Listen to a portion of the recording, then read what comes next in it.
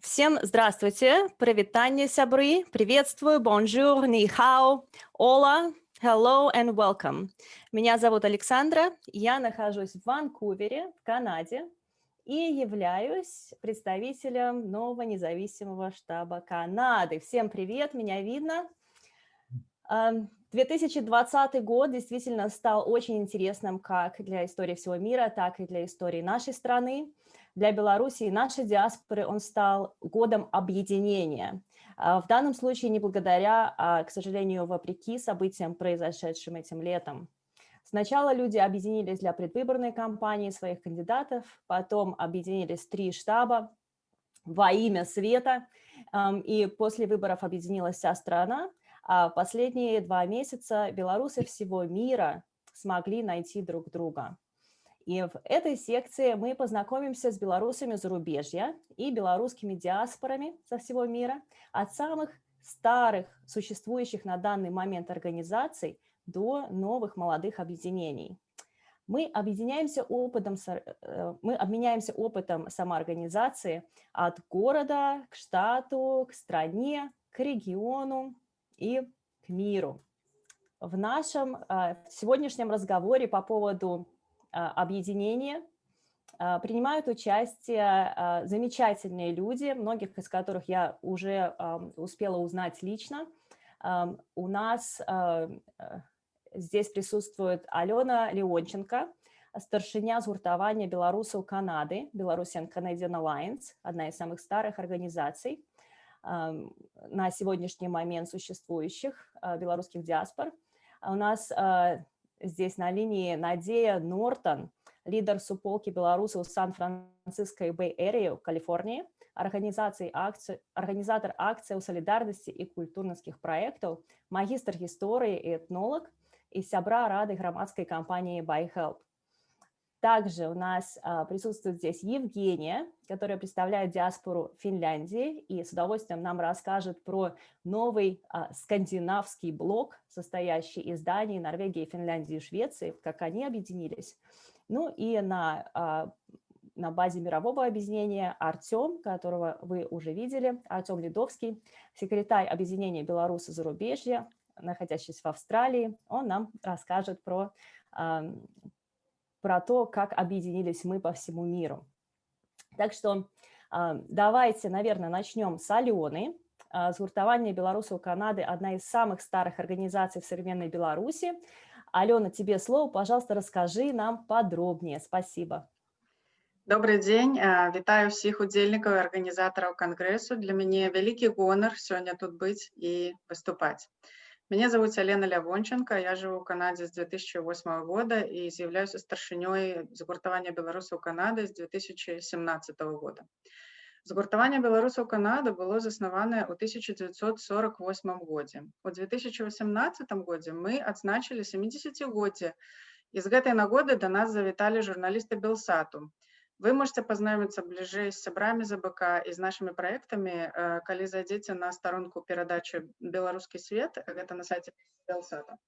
А таксама можете заходить на наш сайт belaruscanada.org и на наши сторонки у Фейсбуку и Твиттере. Я бы хотела сегодняшний свой выступ присвятить заснавальникам ЗБК, поколению повоенной миграции, которое прошло праз пекло Другой сусветной войны, про сталінскія застенкі, лагеры бежанцаў па ваеннай Еўропе. І, нягледзячы на гэта, яны здолелі захаваць у сваім сэрцы пагоню і гонар за тое, што яны беларусы. Мая мэта сёння будзе дасягнута, калі ў кожнага з вас у сэрцы, у думках утворыцца нітачка сувязі з нашымі папярэднікамі, калі у вас з'явіцца цікавасць даведацца аб іх больш. І самае галоўнае, калі мы все асэнсуем, што сённяшняя цунамі сапраўднай беларускай салідарнасці прыйшло следам за некалькімі хвалямі папярэдніх беларускіх рэвалюцый і няспыннай дзейнасці старых беларускіх дыяспараў. Сёння мы стаім на плячах гігантаў беларускай справы, дзеячаў БНР і паваенных сусветных дыяспараў. Як вядома, беларуская палітычная дыяспара і эміграцыя пачалася яшчэ ў 19 стагоддзі, калі ад імперскага пераследу уцякалі за мяжу паўстанцы Касцюшкі і Каліноўскага. Наступны ўздым беларускай дзяржаўнасці і гераічны працяг беларускай справы адбыўся праз абвяшчэнне незалежнай беларускай народнай рэспублікі 25 сакавіка 1918 году. Нацыянальны ўрад праіснаваў на тэрыторыі Беларусі вельмі нядоўга, всяго толькі да 1919 году. Але за гэты кароткі час ва ўмовах вайны і агульнаеўрапейскага палітычнага крызісу было зроблена каласальна многа. Яны паспелі стварыць армію, дыпламатычныя стасункі з еўрапейскімі дзяржавамі, прадстаўніцтвы, беларускія школы і універсітэт. І сёння канадыйскія беларусы ганарацца тым, што старшыня Рады БНР, спадарня Івонка Сурвіла, которая выступала на адкрыцці Кангрэса, кіруе дзейнасцю Рады з Отавы, сталіцы Канады. Дарэчы, 11 лістапада 1920 года Рада БНР і ўрад незалежнай Літвы падпісалі пагадненне аб узаемным прызнанні і супрацоўніцтве. То бок салідарнасць беларускага і літоўскага дэмакратычных рухаў адзначае сёлета 100-гадовы юбілей, і было б вельмі сімвалічна ўзгадаць гэтую дату, яна ўжо набліжаецца. Дзякуючы дзейнасці беларускіх дыяспараў, на працягу 20-го стагоддзя Беларусь атрымала статус сябра і права голасу ў ОАН ад 1945 года. І ва многім пасля развалу СССР Беларусь стала незалежнай і прызнанай краінамі дэмакратычнымі свету, дзякуючы таму, што нашыя дыяспары трымалі высокабеларускі сцяг, працавалі з дыпламатамі, палітыкамі і даводзілі ім, што беларусы маюць права існаваць як незалежная дэмакратычная дзяржава і яны сапраўды нацыя. Пераходзячы зараз да ўнёску канадыйскай дыяспары ў дэмакратычны рух беларусаў, я хочу вам паказаць, што метады мірнага супраціву, якія мы бачым сёння, которые ўжываюцца і на вуліцах Беларусі, і па ўсім свеце, ажыццяўляліся таксама і нашымі папярэднікамі. Я лічу, што адчуванне гэтай сувязі, непрарыўнасці працэсу барацьбы за вольную Беларусь надае ўсім нам надзвычайнае пачуццё годнасці і еднасці пакаленняў. За намі гісторыя. Сёння, напрыклад, мільёны беларусаў па ўсім свеце выходзяць на вуліцы і плошчы сваіх гарадоў пад бел-чырвона-белымі сцягамі. Заснавальнік і першы старшыня ЗБК, згуртавання беларусаў Канады, Кастусь Акула, шматкроць выходзіў на адзіночныя пікеты в Отаве і Таронта з бел-чырвона-белым сцягам падчас значных падзеяў. Напрыклад, была выстава Экспа-67 у Манрэалі, дзе была і савецкая дэлегацыя. І савецкая дэлегацыя паскардзілася ў паліцыю, і Кастуся выгналі з гэтай выстаўкі. Нагадвае сённяшнія падзеі, сапраўды. Бел-чырвона-белы сцяг на працягу 70-х, 80-х і 90-х год кожны год 25 сакавіка уздымаўся на флаштоку перад мэрыяй Таронта, і гэта была праца старых беларусаў. Сёння беларусы яднаюцца і ствараюць сеткі сувязяў паміж дыяспарамі розных краінаў. Каронай гэтай працы з'яўляецца цяперашні кангрэс, дзе мы все з вами сустракаемся. Беларусы США і Канады ладзяць на самай справе кангрэсы беларусаў Паўночнай Амерыкі з 1952 года. Кожныя 2 гады яны адбываюцца, і ў іх бяруць удзел сотні чалавек. Кангрэсы правадзіліся па чарзе ў Канадзе і США. Перапыніліся кангрэсы беларусаў Паўночнай Амерыкі, на жаль, толькі ў гэтым годзе з-за каранавіруса. У 21 стагоддзі Канада прымала з'езд беларусаў двойчы. У 2012 годзе у Таронта і ў 2016 годзе у Отаве, за што вялікі дзякуй атаўскай і таронтаўскай суполцы. Сёння мы все збіраем грошы ў фонда дапамогі пацярпелым ад рэпрэсій у Беларусі. Канадыйскія беларускі спадарня Івонка Сурвіла, спадарня Зіна Гімпелевіч і спадарня Паўліна Пашкевіч-Сміт у 1989 годзе заснавалі фонд дапамогі дзецям Чарнобыля. Гэты фонд праіснаваў 16 год і здолеў прывесці ў Канаду на аздараўленне і адпачынак 5500 беларускіх дзяцей. Былі сабраныя мільёны даляраў пра захвяраванне канадыйскіх сем'яў. Фонд не атрымаў ніводнага гранта ні ад недзяржаўных, ні ад дзяржаўных арганізацый. Гэта все былі грошы валанцёрскія. Сёння беларусы па ўсім свеце ствараюць незалежныя медыі, перакладаюць навіны аб Беларусі на многія мовы свету, камунікуюць з урадамі і парламентамі дэмакратычных краінаў. Вінцэнт Жук-Грышкевіч, доктар філалогіі і выбітны дзеяч БНР і канадыйскай дыяспары, на 2 гады пакінуў сваю сям'ю, жонку ў Канадзе і выехаў з Канады ў Германію, каб стварыць беларускую секцыю радыёвызвалення, которую цяпер мы ведаем як беларускую службу Радыё Свабода. Івонка Сурвіла і яе муж стваралі выпускі беларускіх радыёперадач, жывучы ў Гішпаніі. Вы можете прачытаць пра гэта ў многіх інтэрв'ю спадарні Івонкі. Дзейнасць канадыйскай дыяспары асветлена ў шматлікіх навуковых працах і выданнях. Узгадаю толькі нямногія з іх. Матэрыялы запісаў БНІМ, онлайн-часопіс «Сакавік. Культура. Нацыя», грунтоўнае выданне вядомых навукоўцаў Наталі Гардзенкі і Лявона Юрэвіча, мемуары і публіцыстыку саміх старых дзеячоў старой дыяспары Раіса Жук-Грышкевіч, Вінцэнт Жук-Грышкевіч, Кастусь Акула. Теперь я перейду до самых наиновших сторонок деятельности ЗБК, которым уже я сама была сведком. Я отзначу, что сегодня ЗБК мае отделы в Оттаве и Торонто. В 2020 году мы зарегистрировали нон-профит организацию, каб мець магчымасць пашырыць нашу фінансавую дзейнасць і базу сябраў ЗБК і больш эфектыўна лабіраваць беларускія пытанні ў канадыйскім урадзе. Але пачалося ўсё яшчэ ў 2010 годзе, калі пасля брутальнага разгону беларускіх пратэстаў сябры ЗБК адразу ўключыліся ў працу і накіравалі лісты ў офіс of the United Nations High Commissioner for Human Rights, European Court of Human Rights and Council of Europe. Мы пісалі лісты да палітвязняў і таксама пратэсты да кіраўніцтва калоній і нават атрымлівалі ад іх адказы назад у Канаду. Мы ладзілі пікеты каля беларускай і расійскай амбасадаў, падтрымалі варту ў Курапатах, зладзілі пікет каля залі хакейнай славы супраць чэмпіянату свету 2014 года, калі яго праводзілі ў Мінску. У 2020 годзе мы праводзілі мітынгі ў падтрымку дэмакратычных выбараў Беларусі і адразу 10 і 11 жніўня, пасля таго, як сталі паступаць жудасныя кадры і навіны з вуліцаў беларускіх гарадоў, мы накіравалі петыцыі прэм'ер-міністру Трудо і міністру замежных справаў Шампаню. Мы стварылі адмысловую групу для знешніх стасункаў. І на сённяшні дзень гэта група адправіла лісты 24 дэпутатам канадыйскага парламенту. Мы правялі зум-званкі з 5 ключавымі парламентарыямі, каб дабіцца стварэння групы сяброў Беларусі ў канадыйскім парламенце і атрымалі ад усіх ад іх згоду. Штотыднёва мы рассылаем бюлетень па падзеях у Беларусі ключавым парламентарыям і канадыйскім палітыкам. Супрацоўнічаем з Украінскім кангрэсам Канады. Гэта найбуйнейшая нацыянальная суполка ў Канадзе і вялікі дзякуй нашым украінскім братам за тое, што яны падзяліліся з намі досведам працы з канадыйскімі палітыкамі, бо яны прайшлі праз крызіс украінскі 2014 года і маюць вялікі досвед у лабіраванні сваіх нацыянальных інтарэсаў. Таксама мы стварылі медыа-каманду, якая зараз актыўна працуе з універсітэтамі, палітолагамі і канадыйскімі медыа для прамоцыі беларускай праблематыкі ў канадыйскай і англамоўнай прасторы і таксама для прамоцыі згуртавання беларусаў Канады. Амаль кожны тыдзень мы праводзім пікеты і шэсці, дзе людзі знаёмяцца і прапануюць дапамогу, як нашай арганізацыі, так і адзін аднаму. Гэта вельмі прыемна назіраць, калі людзі ствараюць такія сувязі, і гэта рухае далей нашу справу. Мы супрацоўнічаем з валанцёрскімі групамі ў Канадзе. Вот той самы канадыйскі штаб, дзе Саша з'яўляецца кіраўніком і лідарам, мы вельмі блізка супрацоўнічаем і каардынуемся.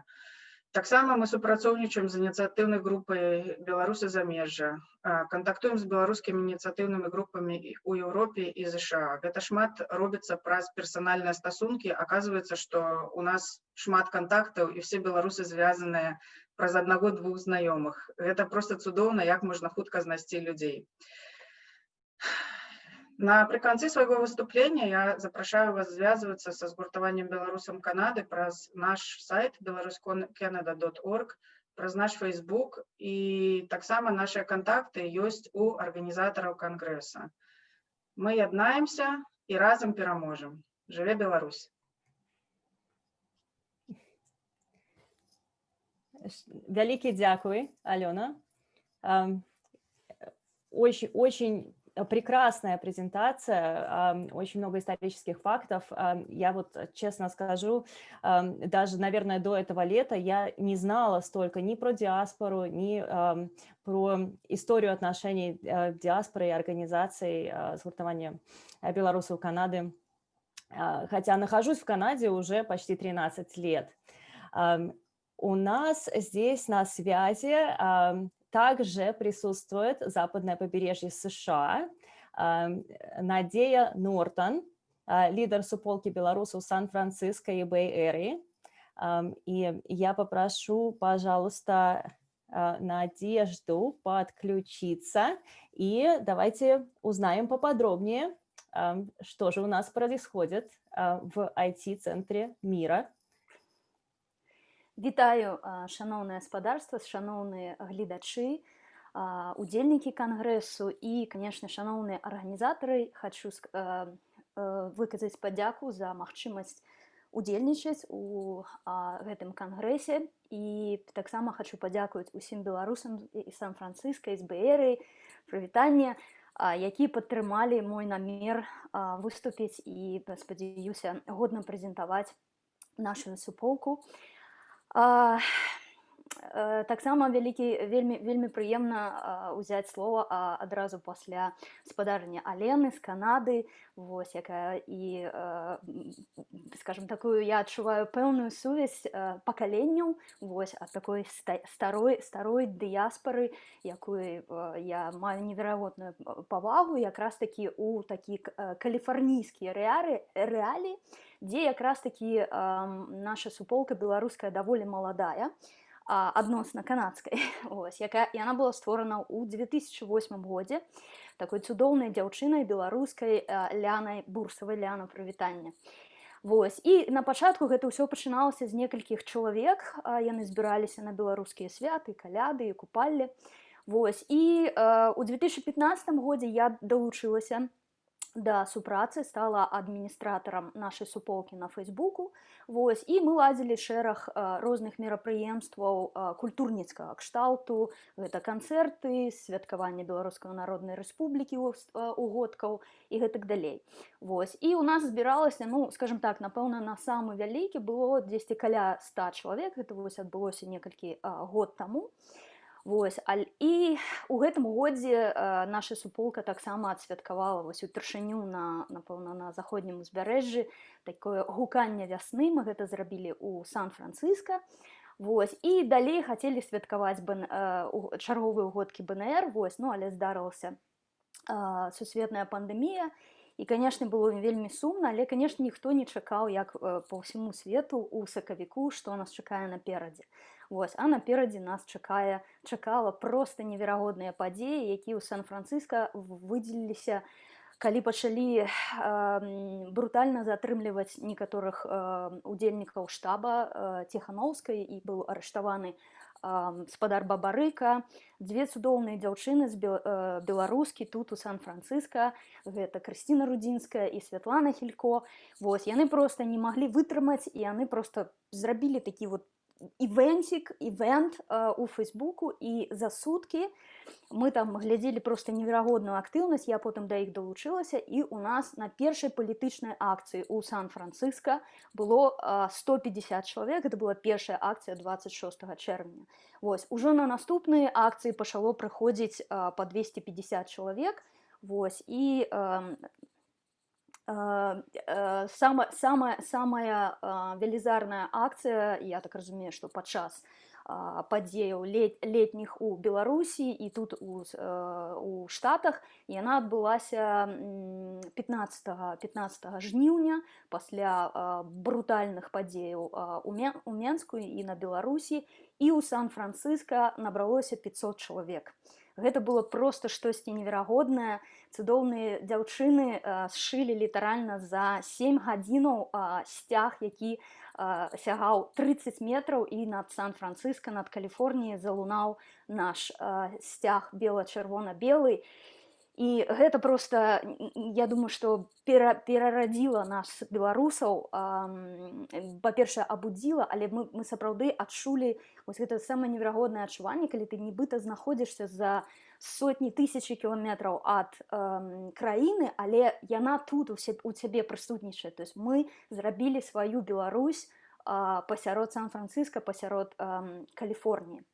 Вось, з тых часоў мы правялі ўжо 25 разнастайных акцый. Вось, гэта і перформансы, гэта аўтапрабегі, гэта разнастайныя пікеты, палітычнага кшталту ціск на кампаніі, такія як Sandvine і Cloudflare. Гэты кірунак працягваецца нашымі беларусамі, і была дасягнута такая добрая мэта, бо кампанія Sandvine якраз такі адклікаў свае дамовы з супрацоўніцтвам з урадам Беларусі. Вось. Таксама самы разнастайны шэраг розных самых розных акцыяў у нас адбывалася, і неверагодная крэатыўнасць, я хочу адзначыць, людзей, вось, і мы сапраўды прачнуліся, і напэўна такі самае галоўнае, гэта вот просто адчуванне, што сапраўды мы пачулі сябе беларусамі і былі вельмі ну, гэта просто нават я не магу выказаць словамі, карацей, мы адчулі сябе беларусі і беларусамі, і мы адчулі сябе адзінамі. Вось, што і высветлілася потым па ўсіх Злучаных Штатах. На сённяшні момант гэта каля 40 дзейных суполак, дзе у разнастайных акцыях па Злучаным Штатам мы зрабілі падлік, гэта каля 5000 удзельнікаў, гэта болей за 200 акцыяў рознага кшталту. Вось, і гэтая праца працягваецца далей. У нас, конечно, шэраг разнастайных ідэяў, якім чынам можна будзе супрацоўнічаць як паміж Злучанымі Штатамі, намі ўсімі разам у аб'яднанні, так і, конечно же, з нашай радзімай Беларусью. Вось, яшчэ раз вялікі дзякуй і ўсім всяго найлепшага. Жыве Беларусь! Живи вечно. Спасибо большое, Надея. Вот видите, друзья, как здорово, когда у нас есть пример просто невероятной организации, как и структурированной, то, о чем говорила Алена, когда значит, у них организация официально зарегистрирована и существует уже на протяжении стольких лет, так и вот в случае Сан-Франциско и Бэй-Эрии они все объединились на базе сначала города, потом штата, и вместе работают. И просто, ну, это прекрасно. Я скажу буквально 2 слова, потому что, да, Алена заметила, я действительно сейчас координирую то, что называется новый независимый канадский штаб, мы это так назвались. Мы организовались вот в первую неделю после ужасных событий, произошедших в Беларуси. На фоне этого просто по Канаде начали каким-то образом акции происходить просто в таких городах, где мы даже не знали, что белорусы живут, причем даже в самых маленьких городах. И, например, у нас есть город Реджайна посередине провинции Саскачеван, и там акцию организовали, человек думал, что он там один. И когда он приглашал людей на акцию, туда пришло, ну, у него в Фейсбуке отметилось 4 человека, а на акцию пришло 30. Точно так же, как у нас в Ванкувере. У нас на акцию, на первую нашу, пришло более чем 300 человек, и все смотрели по сторонам и не знали вообще, что происходит, и откуда у нас здесь столько людей. И вот в эту неделю мы скоординировались с другими городами, создали такой вот небольшой координационный чат, и после этого делали и акции, вместе работали по политическим вопросам, и с нашими парламентами, и экономическими, информационный фронт. Вы, наверное, слышали про обращение в Международный уголовный суд, которое подписало 37 тысяч человек из 102 стран мира. Вот это вот один из наших самых первых проектов нашего независимого канадского штаба. Поэтому это пример, как может организоваться вся страна. А сейчас мы послушаем от прекрасной Евгении. Я не вижу, если она уже у нас тут есть. Она представляет диаспору Финляндии, и она нам хотела рассказать про то, как организовался так называемый скандинавский блок. Это объединились 4 страны: Дания, Норвегия, Финляндия и Швеция. Вот я вижу, Евгения присоединилась. Евгения, здравствуйте. Расскажите, пожалуйста, Финляндия и ваш скандинавский блок, как вы объединились регионом. Спасибо. Да, спасибо всем, привет. И прежде всего я хочу сказать огромное спасибо организаторам за этот конгресс. Это невероятная работа, даже не могу себе представить. И спасибо большое за возможность представить нашу совсем юную диаспору, нашему объединению всего лишь около 4 месяца. Мы первый раз встретились в середине июля, когда в Беларуси Светлана Тихановская проводила встречи с избирателями. Тогда и белорусы в других странах начали проводить акции в поддержку честных выборов. Тогда и в Хельсинки произошла такая акция. А после этой акции мы разошлись и даже не думали, что мы когда-то встретимся. Но нас опять объединила организация Экзит-Пола. После этого мы начали общаться с другими диаспорами. Мы вместе учились, мы вместе готовили материалы. Это было очень интересно. На Экзит-Поле в день выборов мы встретили очень много белорусов. И они были такие белорусские, они были дружелюбные, они улыбались друг другу. Кто-то купил нам воды, кто-то принес нам покушать. Очень сильно хотелось с ними пообщаться, но, к сожалению, мы не могли это делать. Мы должны были быть нейтральными, потому что мы представляли экзит-пол. Но со стороны это выглядело великолепно. Также на экзит-поле мы познакомились с представителями датской диаспоры, белорусами Дании, с которыми мы и начали свой путь объединения в страны Северной Европы.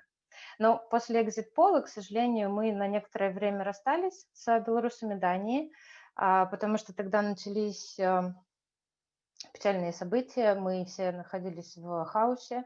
Это продолжалось около 1,5 месяцев, мне кажется. Но мы все равно старались что-то делать. Мы рассказывали своим друзьям, коллегам о ситуации в Беларуси здесь. Мы донатили деньги на фонды поддержки белорусам. Мы проводили акции.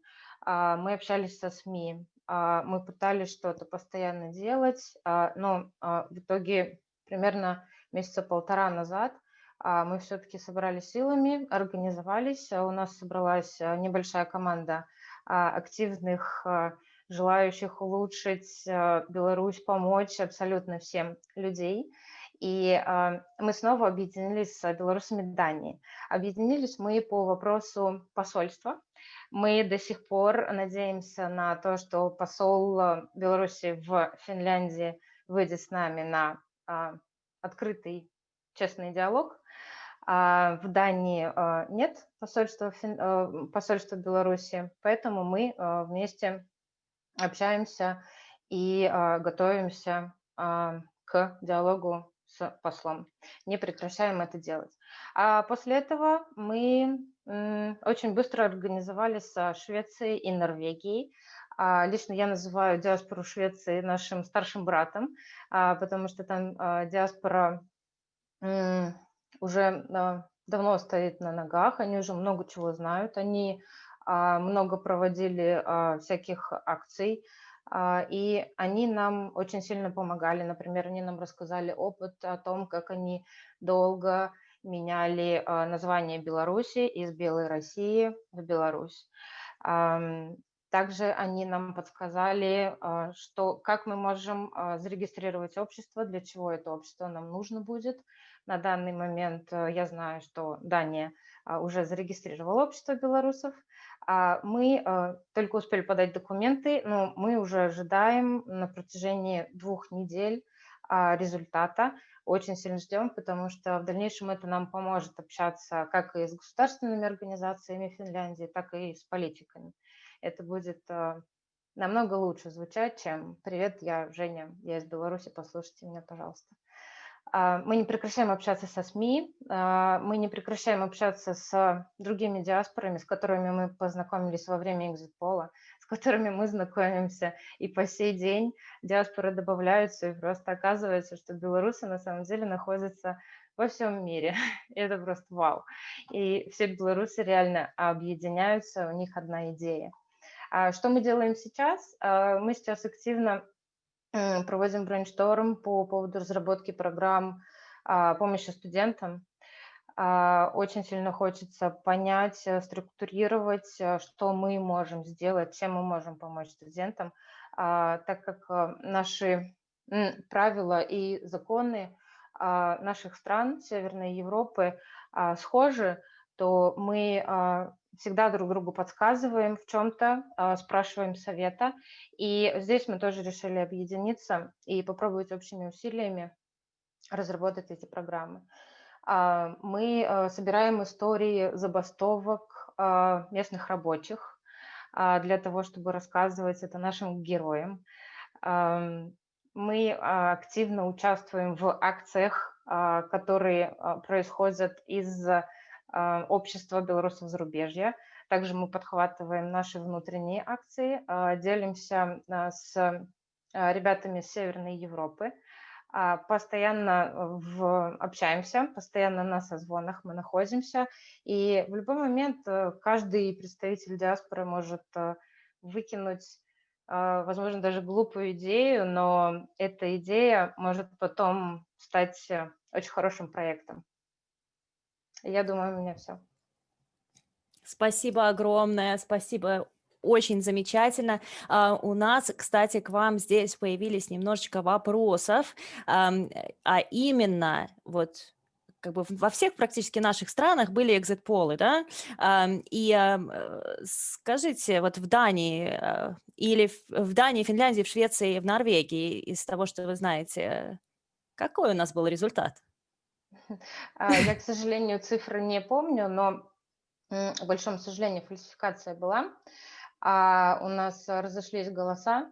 По официальным результатам, официальные результаты забрали у Светланы Тихановской 10 или 20 голосов, к сожалению, я забыла. Но понятно, что Светлана Тихановская победила, и это было видно в день выборов, потому что наши дружелюбные белорусы даже не скрывали, за кого они пришли голосовать.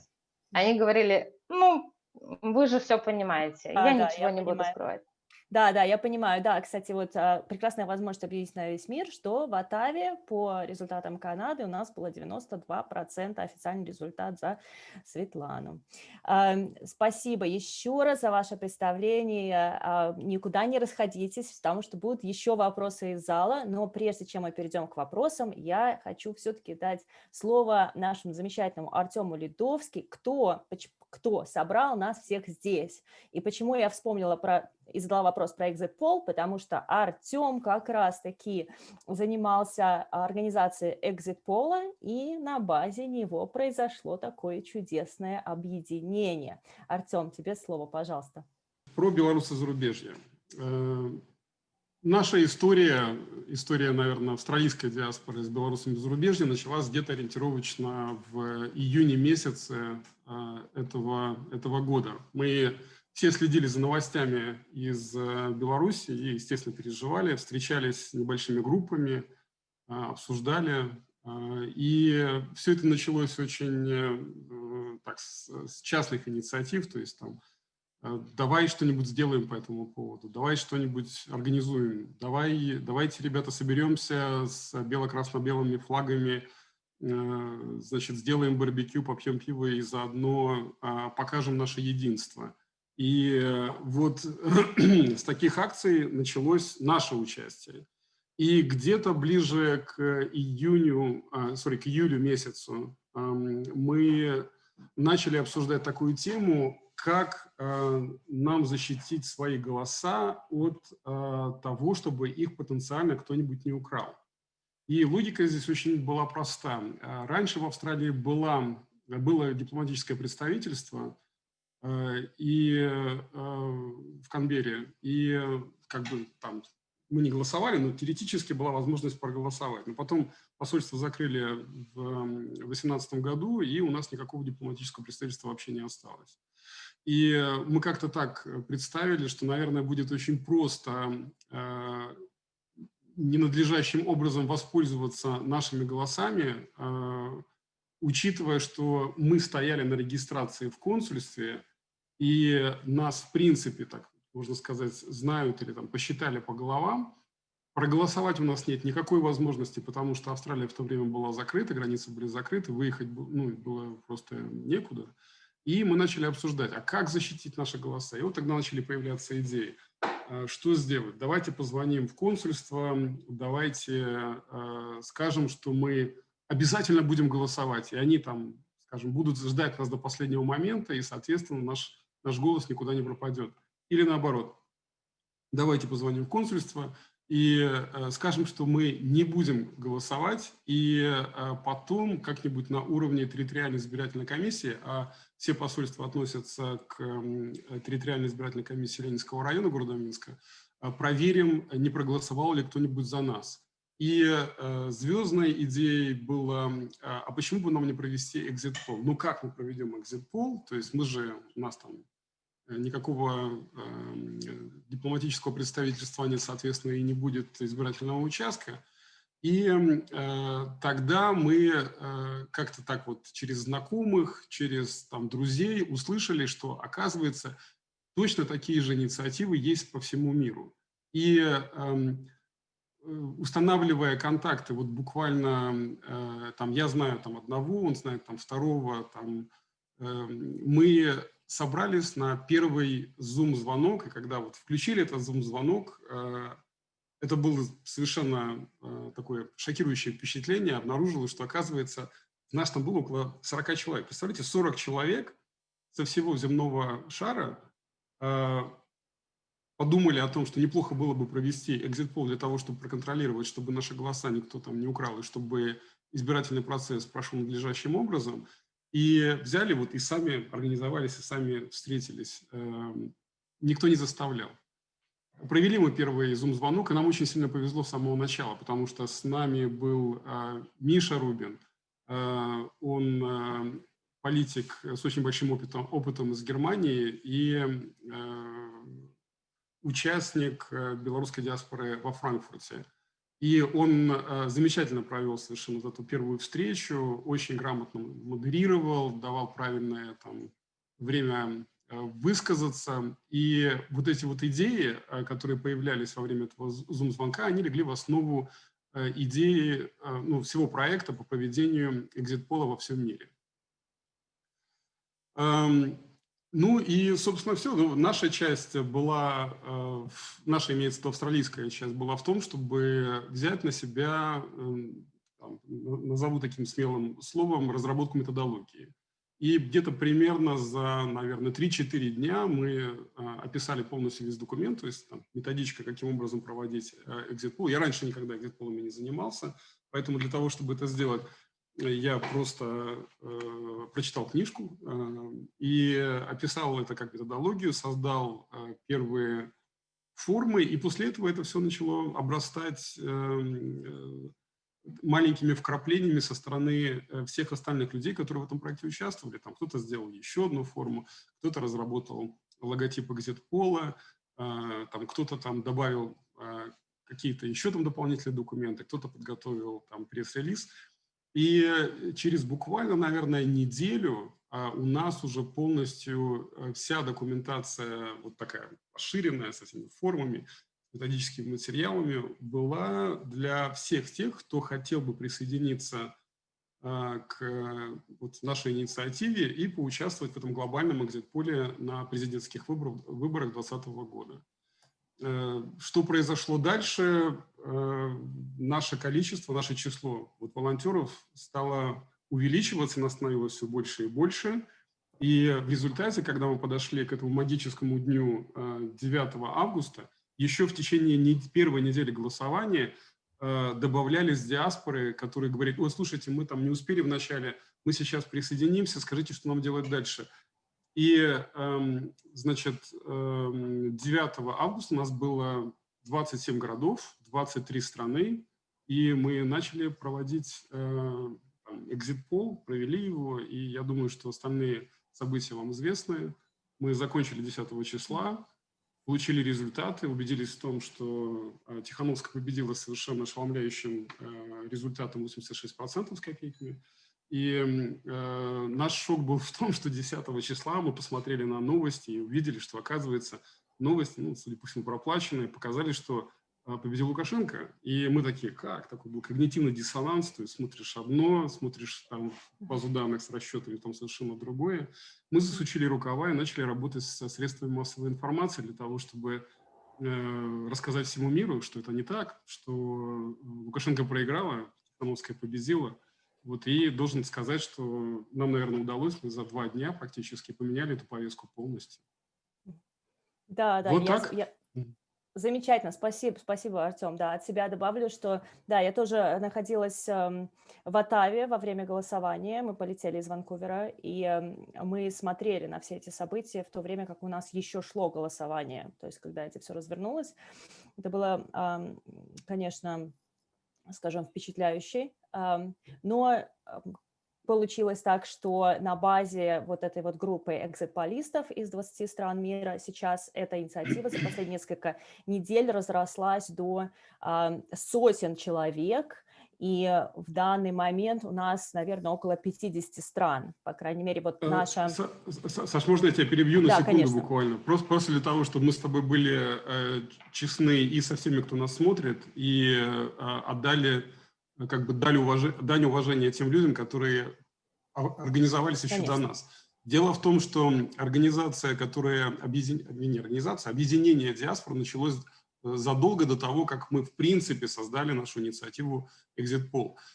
Дело в том, что события, которые произошли в Беларуси сразу после 9 августа, это страшное насилие по отношению к мирным протестантам, заставило нас переформатироваться от как бы такого объединения, которое занимается одним проектом, в сторону организации с большим количеством проектов и целей. И в этот момент к нам присоединились те диаспоры, которые тесно сотрудничали с Объединенными Штабами. И поэтому вот это вот количество людей, которые в настоящий момент у нас есть, волонтеров, людей, горящими сердцами, это скорее как бы такая естественная амальгамация процесса объединения каких-то вот первичных институтов гражданского общества, когда вот люди объединяются сначала там, семьями, потом общинами, там, потом странами, и в результате получается такая организация глобальная, как наша. Да, спасибо, это очень действительно очень важное уточнение. Ни в коем случае нельзя забывать про ту всю огромную работу, которая была сделана для нас и до нас, и для всех, для белорусов Беларуси, для белорусов всего мира. У нас здесь поступают вопросы от нашей аудитории. Я бы хотела пригласить всех наших участников включить камеры и микрофоны. И я задам вопрос, кто захочет на него ответить, давайте ответим. Значит, ну, раз мы уже начали говорить про выборы, раз мы уже начали говорить про Exit Poll, и мы знаем, что есть ситуации, когда посольство посчитали правильно, а есть ситуации, когда посольство, скажем так, их результат отличался. Так вот, вопрос ко всем. Как вы думаете, может, стоит как-то поощрить или поблагодарить посольство и послов, посчитавших честно? Саша, если позволишь, я начну отвечать. Если да, потом конечно. Да, и потом я вижу, Евгения подняла руку. Если у вас уже в стране как бы уже налажен контакт с посольствами, и вы уже общаетесь, тоже можете об этом рассказать. Да. Саш, слушай, меня, честно говоря, всегда шокировал этот вопрос немножко, потому что я не понимаю, как можно поощрять человека за то, что он делает... Я поэтому его и задаю. То, что предписано законом, понимаешь, закон выше всего. Конечно. И сказать там, понимаешь, ты такой молодец, что ты его не нарушил, елки-палки. Ну, то есть я тогда должен хвалить себя, наверное, каждый день, потому что я законопослушный гражданин. Сам себя не похвалишь, никто не похвалит. Да, никто не похвалит. Слушай, мне кажется, что нужно, наверное, этот процесс развернуть немножко в другую сторону. Мы точно знаем, и сейчас нас смотрит огромное количество людей, я уверен, что нас в том числе смотрят и люди, которые так или иначе связаны с посольствами. Мы точно знаем, извините, в каких посольствах и какие люди фальсифицировали результаты. То есть это было довольно-таки очевидно. И у нас есть документальное подтверждение. Это замечательно, это здорово. Давай, Евгения, вы хотели что-то сказать? Нет? Хорошо. Уже ничего, Артем. Да, и, Артем, спасибо. На самом деле, другого ответа мы от тебя и не ожидали. Я думаю, ни от кого здесь мы другого ответа не ожидали. Это был провокационный вопрос специально, и я ждала твоей реакции. Но вот есть вопрос, тоже приходит из зала, и я бы хотела дать слово девушкам здесь. Хотелось бы узнать, что белорусы за границей могли бы делать на международном уровне, кроме своих диаспор, чтобы голос и мнение было от всего зарубежья, чтобы понять, сколько нас вместе. Так что вот какие проекты мы делаем сообща. Можем Надя, пожалуйста, Да, Надежда. ага, дякую, Мгм. дякую за питання. Сообща, я могу казаць на прыкладзе пакуль толькі Злучаных Штатаў. Вось, ну, трэба адзначыць, што працэс аб'яднання, як вось і казаў і Артём, і Александра, і ўсе, хто прысутнічаў сёння, што ён толькі пачаўся. Вось, і насамрэч за 2 месяцы мы ўжо зрабілі нешта неверагоднае. Аб'ядналася Канада, аб'ядналася зараз Злучаныя Штаты, то есть мы 2 слова скажу, что просто мы об'ядналіся, вот нас уже каля 40 чалавек, мы прадстаўляем каля 30 штатаў, гэта беларусаў, менавіта суполак беларусаў па ўсім штатам. Вось, і зараз пачалі супрацоўнічаць, і вось адзін з варыянтаў супрацоўніцтва нас разам, да, што вы ведаеце, гэта цудоўны праект Філіпа Гаврышына «I need by help». Вось, і ён просто звярнуўся да нас і кажа: слухайце, вот колькі б вы маглі сямей зачыніць, ну, узяць на сябе для дапамогі, бо ідзе страйк і, напэўна, будзе наплыў. Вось, і вот можете себе уявіць, што за кошт нашай каардынацыі агульнай, вось, за суткі мы просто запыталіся ў кожных у сваіх суполках і так далей, гэта 1000 сямей, якія зачыняюцца вот просто ў адзін дзень. Вось, гэта прыклад каардынацыі і кааперацыі, які, безумоўна, мы можам распаўсюджваць па ўсяму свету, потому что я бачу, ну, і вельмі удзячна працы, якую робяць беларусы замежжа. Вось, якраз такі яна на гэта накіравана, каб мы аб'ядноўваліся не толькі па кантынентах, а менавіта ўжо па ўсяму свету. І як бы зараз мы даведаліся, што вось мы ёсць. Мы ёсць, мы ёсць. Мы все светим своими про свае сэрцы, і, конечно, ну, у нас насамрэч чакае неверагодная кааперацыя і дапамога менавіта на міжнародным узроўні.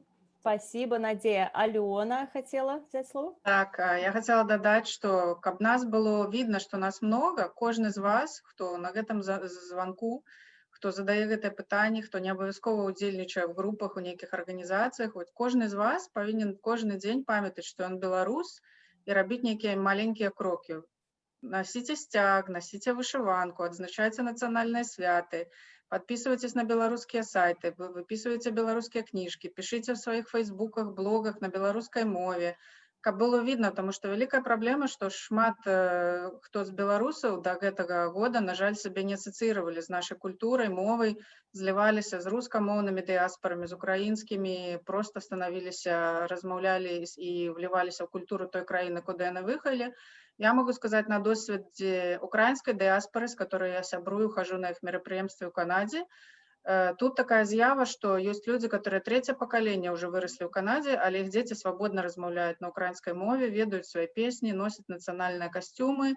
И вот только так на своем узроўні кожны человек может это рабіць. Карыстайцеся мовай, святкуйте национальные святы, пишите дописы, читайте национальную литературу, падтрымлівайце нацыянальныя проекты, и тады будзе видно, як нас много. Это самый лепшы способ. Очень здорово, да, действительно. Верой можем, да поможем, да? Евгения? Да, спасибо. Я хочу добавить, что первый шаг к объединению – это и есть наш конгресс, который сейчас начался, проходит. Именно здесь мы можем познакомиться и посмотреть, как нас много. А ведь еще есть и партизаны, которые не участвуют в конгрессе и не смотрят его. Нас очень много. Да. Нас, к слову, 1,5 миллиона диаспоры. И для тех, кто смотрит, у нас поступили вопросы из зала. Я хотела бы, наверное, пригласить, если возможно, включить камеру и звук. Только звук, Саша. Только звук, хорошо. Да, Саша. Вы слышите меня? Да, Вот, да, говорите, теперь пожалуйста. раз, два, раз. Спасибо. Живи Беларусь. Живи. Привитание. Живи. Немножко я ошибся с точки зрения вопроса и пожеланий, и что-то там еще, но вот с точки зрения, что можем сделать как диаспора, особенно в США. Сейчас, как вы знаете, выборы в США, и очень как бы идет очень плотненькая close race, да? И вот текущее правительство США, оно как бы оставляет регион наш сам себе.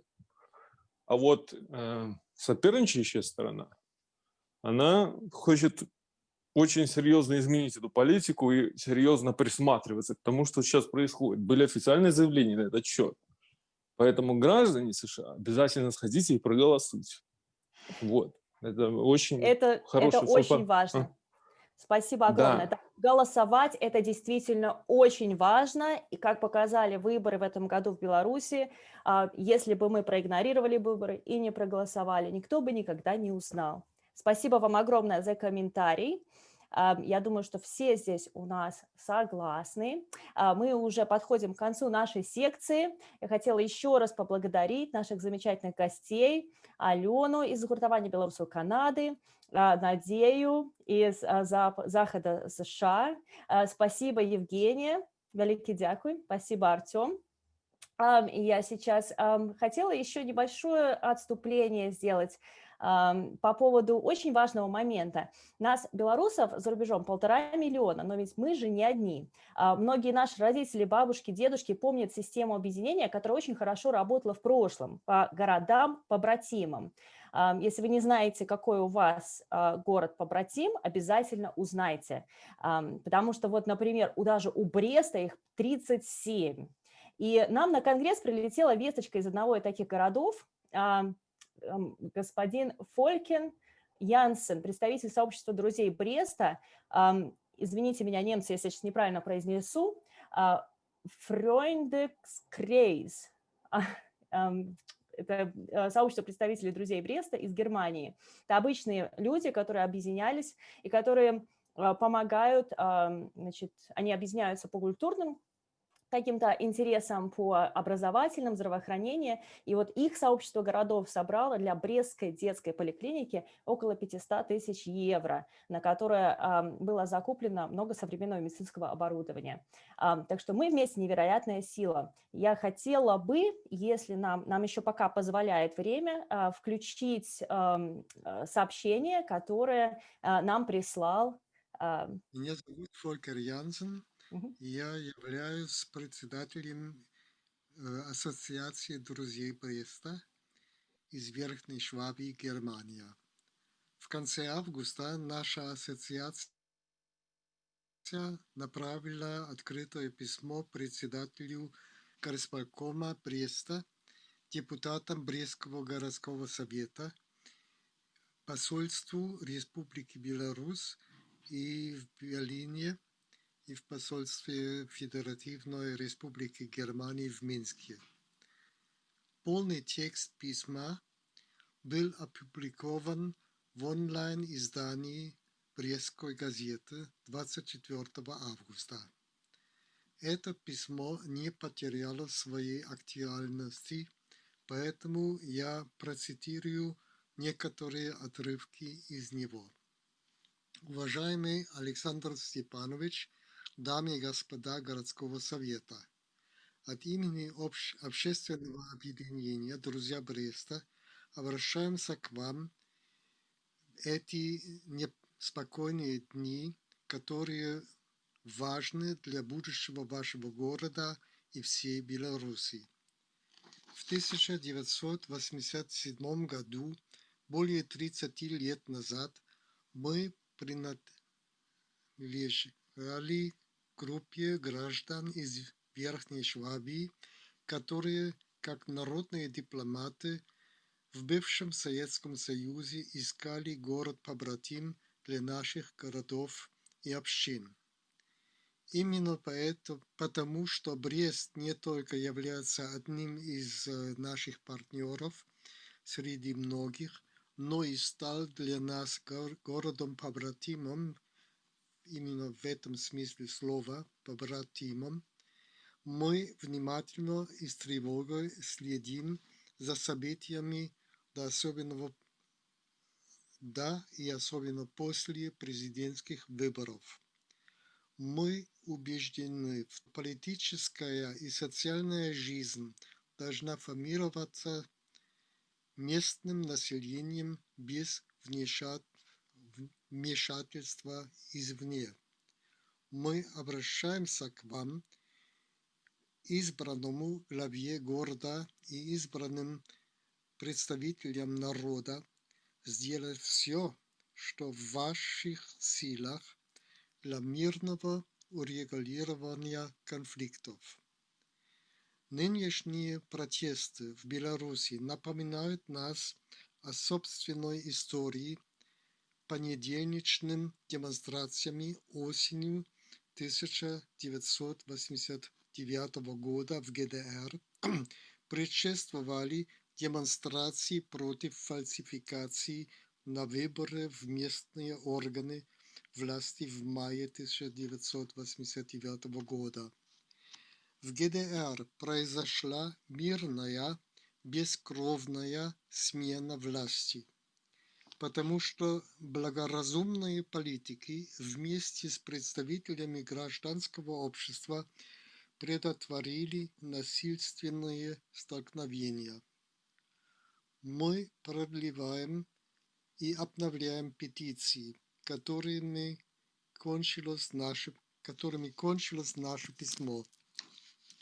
Прекратите немедленно примирение насилия в отношении мирных демонстрантов. Воздержитесь от запугивания, угроз, насилия и преследования мирных граждан. Поддержите призыв разных организаций произведения президентских выборов под международным и общественным контролем. До свидания.